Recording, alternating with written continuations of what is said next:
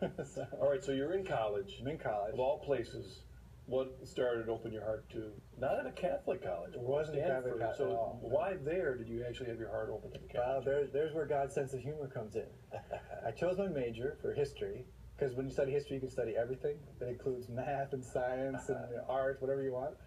And I chose as my advisor this great professor who happened to be a post-atheist, Jewish, and, well, post-atheist. Maybe I should explain that. He considered that even the question of whether or not God existed was irrelevant. Well, so he isn't post-atheist in the positive direction, he's post-atheist in the negative direction. Yeah, post-atheist in the sense that, and even the question of religion is like not even relevant, not even worth talking about. Okay, so this was his, and Jewish himself by culture, and proud of that, and he taught Jewish history, but he's a great professor. And we hit it off really well in one class, and I asked him to be my advisor. So we started doing this independent study, because I couldn't fit another course into my semester, but I wanted to study about Buddhism. And he was an expert in all world religions and spoke 12 languages, and great man, great professor. So we would meet once a week. He would give me a book to read on Buddhism. I would read it, and we would meet, and he would ask me questions, and so I was learning about Buddhism. And at one point, and these conversations about Buddhism always transformed into conversations about Christianity. Because I was involved in this Protestant, this Protestant church, right? And he was post-atheist. So he was always trying to deconvert me. And I was always trying to convert him. So we always started talking about, Buddha, and we ended up talking about, why aren't you Christian? Why am I Christian? And at one point, he became exasperated in one of these discussions, and he said something that I've never forgotten, and it was the beginning of my conversion. He said, look, if you have to be religious, which you shouldn't, but if you have to be, there's only two real religions in the world. That's coming from a man with I don't know how many PhDs and languages, really brilliant guy. There's only two real religions in the world. There's Judaism and there's Roman Catholicism. And you're not Jewish, he told me. It blew me away. Because up to that point, the only exposure I'd had to Roman Catholicism was through the little pamphlets, the Jack Chick pamphlets in the back of our churches. Anti-Catholics you can get. Anti-Catholic, which misrepresent what Catholicism is about. So that was my idea. So here's this incredibly intelligent, well-informed, educated man telling me that Catholicism is, a better religion than the one I'm doing. It completely threw me for a loop. The next year, I went to Italy for a semester overseas. And while I was in the plane, I remember thinking to myself, hey, I think Italy's pretty Catholic. I think the Pope lives there. So maybe this would be a good chance for me to figure out what my professor meant about to get the good stuff from the Catholic religion and, leave the bad stuff behind. Because I was convinced that Catholics weren't even Christians, because they have statues and all that kind of stuff. From the influence of the evangelicals. Exactly. Yeah. Exactly, because we were taught, that Catholics it was an instrument of the devil, the Catholic Church, in order to distract Christians from the true faith. That's what I had been taught. So I know this is kind of a long version, but it's interesting that. So I got to Italy, and I ended up spending 2 trimesters in Florence, Italy, and then 1 trimester in Krakow, Poland. So my whole year was in Europe. Wow. Poland was still communist at the time. Actually, it was the year of the elections when Solidarity, the first free elections, and that was the beginning of the end, 1989. So 88, 89, I spent in Europe. I get to Florence, and we get off the bus at Piazzale Michelangelo, looking over the valley, the Arno Valley, where the city of Michelangelo, the Renaissance started there. And it still looks like that. So I get off the bus, I look down the city, and it was like love at first sight. It was so beautiful.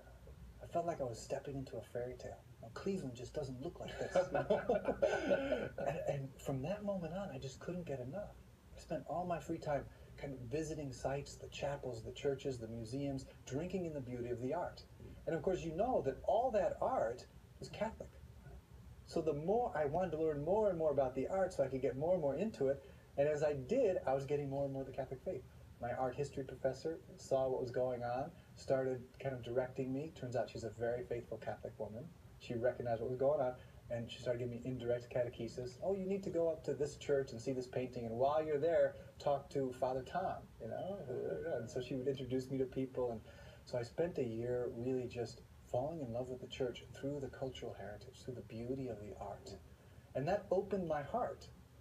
By the time and a similar thing happened in Poland, seeing the testimony especially of the faith there of the people, which was really giving them hope against the communists. By the time I got back for my senior year in college, in my heart I was already Catholic. I was defending the Pope and the Virgin Mary, but I didn't know the doctrine. But my heart was open, and so I started meeting with the chaplain every couple of weeks and just going through kind of a personalized instruction, and he answered all my questions. And about a year and a half after I graduated, I was confirmed. How were your evangelical friends taking this? They furrowed their brows. They couldn't figure it out. They couldn't figure it out. And I couldn't figure out why they couldn't figure it out. It was funny, our conversations, I was like, oh, look at all this. Look, there's so much more. There's all the history. There's the saints. There's the Pope. There's the art. Isn't this great? Don't you want this too? And, you know, they didn't. And that's when I began to realize that it was God who was, you know, pulling me along. It wasn't a purely, you know, there's a grace involved in there because, you know, to overcome their biases.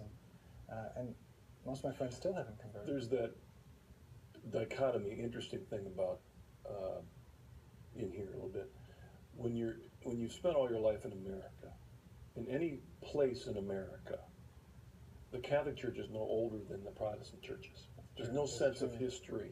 Yeah. The art is a cacophony of voices, you know, in any place in America, unless you're maybe in Quebec, where the Catholic Church goes way back, or maybe, you know, St. Augustine down in Florida, or some of the missions. But other than that, it's almost all the same.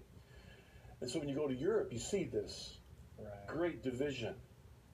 So the beauty of going there and seeing the art, the cathedrals, the places, I mean, it's wonderful. It just opens you up. You go to England and you see a cathedral that you know was Catholic and has stolen property, because you can tell that there were places where statues used to be and they're not there. I mean, so you see that. But the dichotomy of that is, yet the Europeans seem to have lost their faith so much. And so in a sense, they become so used to that division that they take it for granted.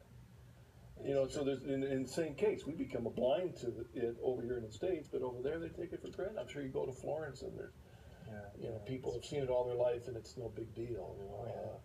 So the freshness of what you discovered and open. And I'll make a comment here. We're going to take a break in a moment, but you mentioned twice, and I want you to talk more about this now, looking back, the importance of grace in conversion. Often in this program, people will give the intellectual side, the apologetics argument, but you recognize it really was just a touch of grace, wasn't it? It really was. You know, in order to get to the mind, to the ideas, for me, you've talked to so many converts, it's similar, the heart has to be open. I have to be willing to hear what the church says about itself. I wasn't listening. I thought, you know, Catholics were like some very strange cult. I didn't care what they had to say. I just wanted them, you know, to save them from the Catholic Church. But once I had that experience in Europe, where God really touched my heart, and in this case through beauty informed and inspired by faith, by the Catholic faith, then I was open to listen. But that was a special grace. You know, it didn't happen to there were a couple other Christians in the group. And because there's that mystery of grace. Yeah, the same people do the same thing. Yeah, exactly. And not all come away with the effect of efficacious grace. Yeah, that's why these journeys are so personal. Every journey is personal. And every listener, you know, who watches you, wherever they are, they're in a place that God knows where they are, and you know, He's leading them as a father, personally, knowing what each needs.